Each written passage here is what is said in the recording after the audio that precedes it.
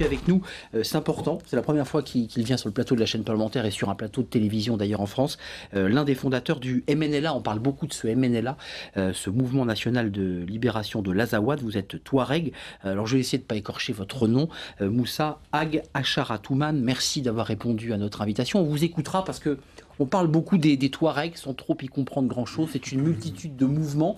Vous allez nous éclairer dans quelques instants, puis savoir bien ce que vous attendez de la France, parce que c'est évidemment un sujet important, et peut-être aussi de ce que vous attendez des Maliens, qui est un autre sujet sensible. Vous habitez du côté de Kidal, vous êtes dans la région de Kidal, vous êtes en France pour quelques jours, quelques semaines. J'imagine que vous rencontrez, je ne sais pas, peut-être des hommes politiques. Vous l'avez combattu et vous le combattez, vous, Mokhtar Belmokhtar, sur le terrain. Est-ce que vos hommes le combattent ? En fait, moi, j'ai fait un peu des allers-retours entre Paris et Kidal régulièrement. Et bien évidemment, en France, ici, on rencontre pas mal de monde pour échanger par rapport à la question. Mais moi, je pense qu'au-delà même d'arriver c'est-à-dire à cette question du Mokhtar Belmokhtar, du Moujao, d'Al-Qaïda et tout ça, moi, ce qui m'étonne un peu, c'est le fait qu'aujourd'hui, on donne une considération énorme à cette question, alors qu'il y a 10 ans de cela, personne ne réfléchissait à ça.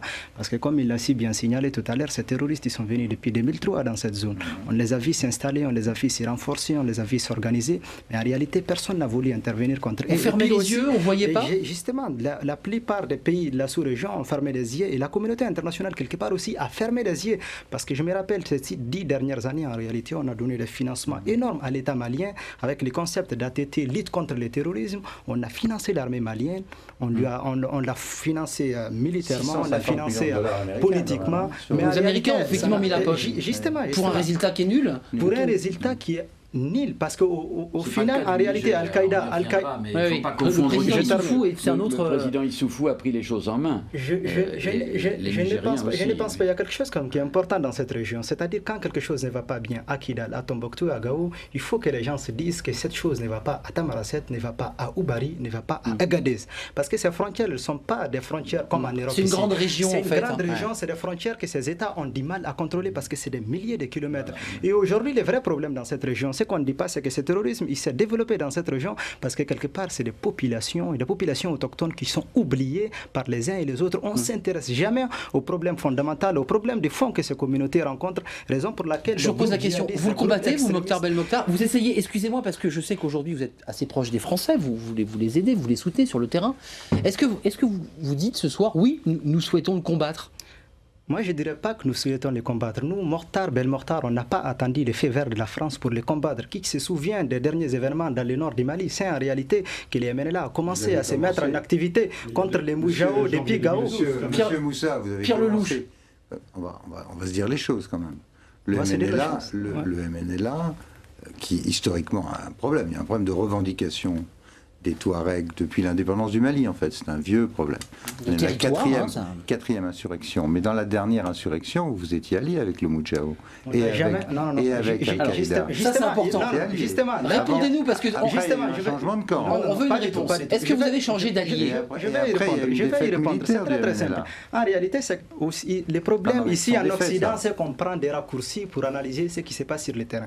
Ceux qui sont proches de la réalité, ceux qui sont dans l'Azawad, savent en réalité que les MNLA n'a jamais été ni de près ni de loin proche du Moujao. Surtout pas les Moujao. Il y a un seul groupe qui est essentiellement constitué de Touaregs qui s'appelle Ansardi. On ne s'est jamais allié au Moujao. On ne s'est jamais allié au Moujao. Les Moujao, c'est un mouvement qui a été formé de trafiquants de la drogue qui sont au contraire pas proches des Touaregs, pas proches des MNLA, mais proches en réalité du pouvoir des Bamako, parce que c'est des gens qui ont donné beaucoup d'argent au régime d'ATT et tout ça. Et ça, les Occidentaux, ils le savaient, ils n'ont pas réagi. Et les Moujao aujourd'hui, qui fait la maille du Moujao, qui a permis à Mokhtar Belmokhtar d'exister, ce sont ces trafiquants de drogue qui continuent à avoir des villas à Niamey, à Bamako, mais personne ne les dénonce. Ils continuent à exister, ils continuent à avoir une influence. Il y a eu quand même une alliance de fait. C'est votre interview en fait, que vous allez subir ce soir. C'est une interview. Allez-y. Non, mais c'est un trait. Thierry Oberlé. Justement, à un moment donné, il y a eu une alliance de fait. Par rapport à ça, on reproche aux Touaregs d'être des gens qui se sont à un moment donné alliés à des islamistes. Non, je suis d'accord. Mais c'est pas vrai. Dessus. Justement, il faut. Non, mais il faut. Laissez-moi juste terminer. On ne peut pas nier le fait que les alliances sont, disons, mouvantes dans cette affaire et que face à l'État malien, une partie, pas tous, une partie des mouvements Touaregs ont trouvé des alliés de circonstance dans d'autres mouvements. Thierry Oberlé, vous répondez après Moussa. Effectivement. Attendez Moussa, juste votre question Thierry Oberlé et vous répondez, c'est une question de fond. Et puis ensuite on va avancer sur le débat. Je pense qu'il y a eu une alliance de fait sur le terrain au moment de la conquête de l'Azawad. Ensuite, très vite, ça a mal tourné avec tous les groupes qui étaient présents, tous les groupes, que ce soit Ansardine, c'est quoi la preuve de tout ça? Akmir, qu'est-ce que vous avez comme preuve pour avancer ça? Je vais y répondre. Pour construire le Mali, il va falloir qu'on se dise la vérité. Et aujourd'hui, ce qui manque en Occident, ce qui manque au Mali, c'est le fait qu'on ne touche pas la réalité, on ne touche pas les fonds des problèmes.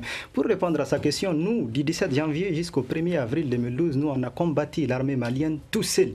On a combattu l'armée malienne de Tessalit jusqu'à Douenza, frontière du territoire que nous on revendique, qui s'appelle Azawad. Maintenant, qui connaît les MNLA, c'est en réalité que les MNLA a toujours rejeté l'extrémisme et le terrorisme sous toutes ses formes. Ni de près ni de loin, nous n'avons jamais été ni Al-Qaïda au Maghreb islamique, ni au Moujao.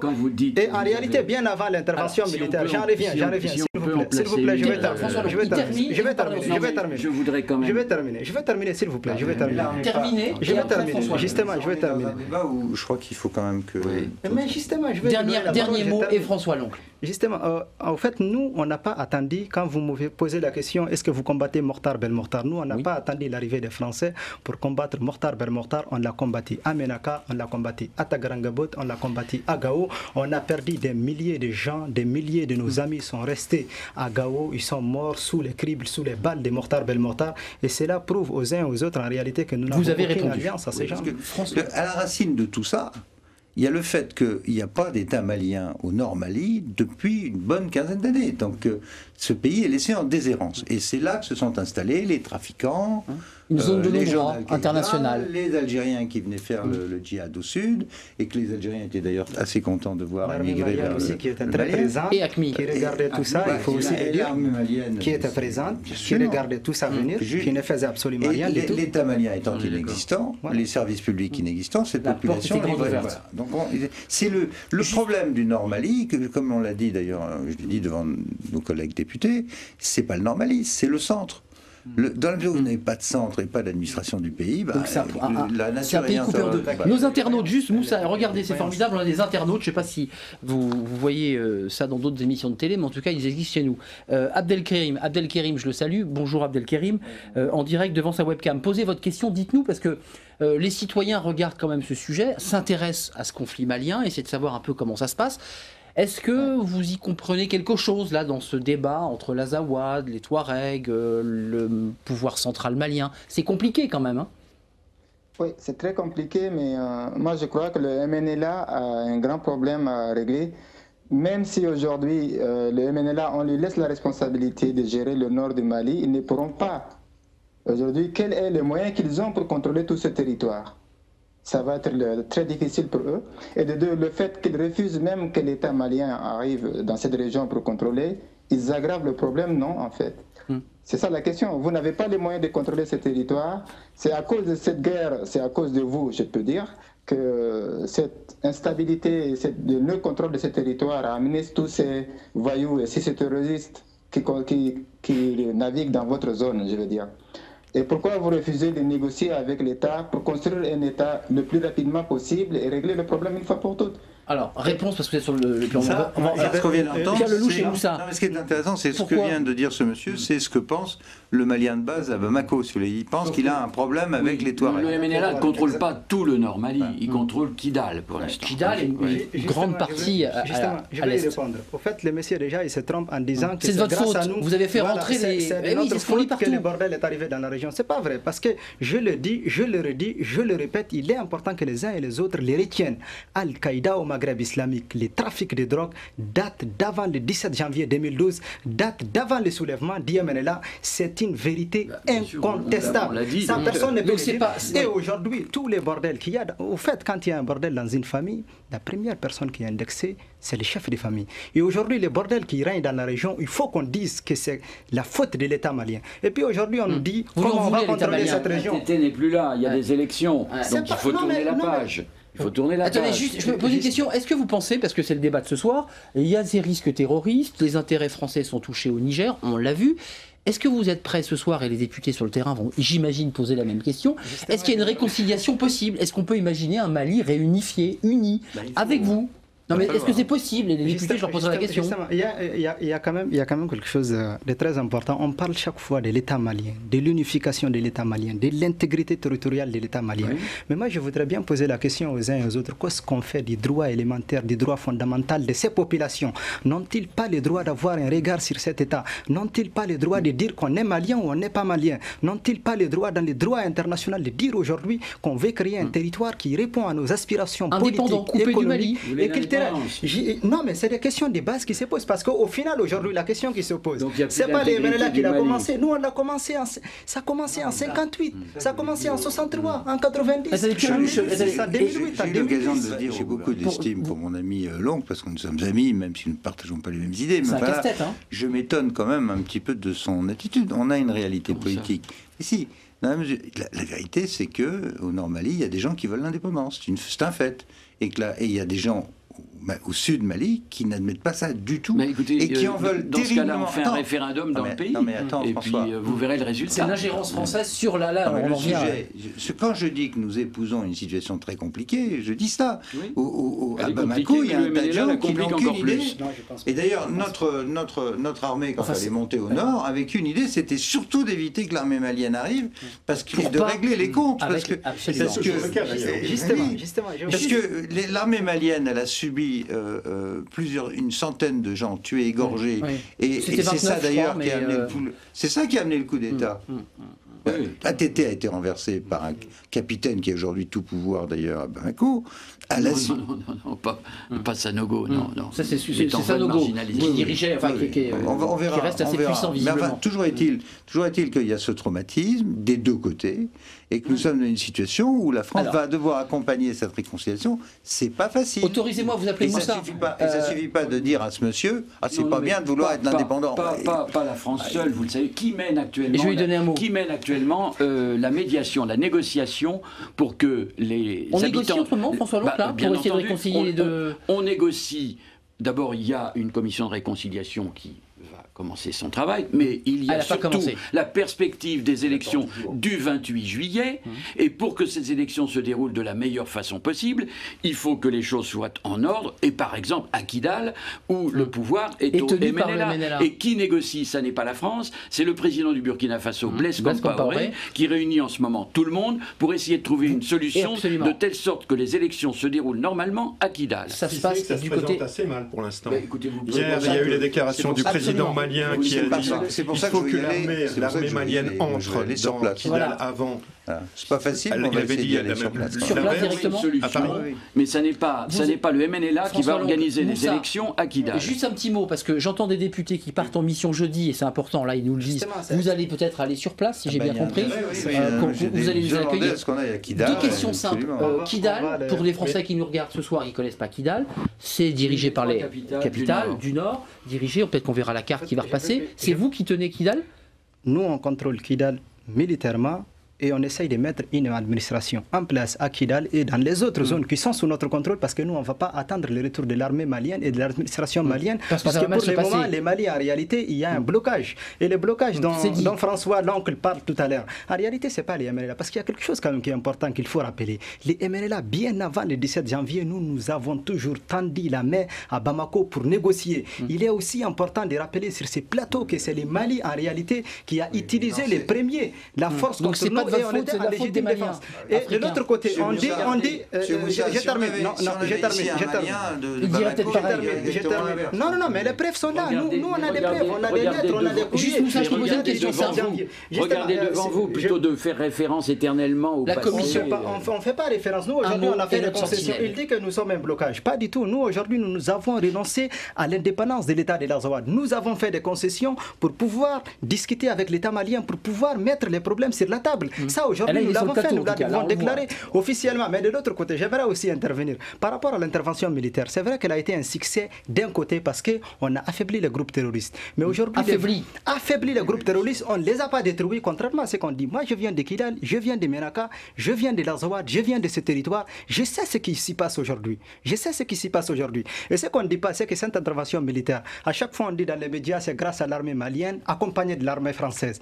Mais ce n'est pas vrai. Moi, je suis désolé de dire dire ce soir que les Touaregs, les MNLA a contribué efficacement dans la lutte contre le terrorisme. Ça, personne ne le dit. Mais pourtant, on a contribué. Et de l'autre côté, aujourd'hui, quand on voit Tombouctou et Gao, les retours de l'armée malienne, à Tombouctou, à Gao, à Kidal, dans ces déserts, ça n'inspire pas. Non, mais ça n'inspire pas la confiance. Il faut le dire. Aujourd'hui, Tombouctou. Ce que j'ai dit on a compris, M. Moussa, mais vous savez ce que j'ai dit à Jean-Yves Le Drian, le ministre de la Défense, lors du débat. J'ai dit, bon, maintenant on a nettoyé le placard, mais à qui on rend les clés?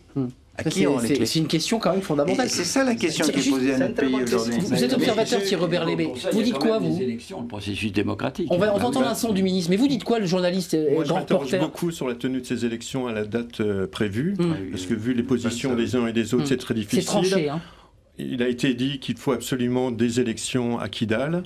Dans les conditions actuelles, je vois mal comment elles peuvent se tenir. Peut-être qu'il va y avoir un arrangement de dernière minute, mais c'est quelle solution vous préconisez? C'est une administration civile centrale qui organise l'élection et sous le contrôle des Nations Unies, des Nations Unies, de la MISMA, c'est ça? Un tout petit mot, Moussa. Un tout petit mot. C'est une organisation militaire qui est là-bas. Non, organisation militaire et civile. Organisation militaire et civile, je rectifie, monsieur, vous m'avez mal compris. Mais je réponds. Et non pas se buter sur le passé ou sur des dictats d'indépendance illusoire. Le député socialiste vous dit, après tout, ouvrez-vous, tournez-vous vers l'avenir, voilà, essayez de vous réconcilier. C'est possible ou pas? C'est très possible. Au fait, aujourd'hui, on est dans le présent, on doit construire l'avenir. On ne peut pas nier, on ne peut pas oublier, on ne peut pas enterrer le passé. Parce que le passé fait l'avenir, le passé justifie le présent. On ne peut pas le nier, on ne peut pas l'oublier.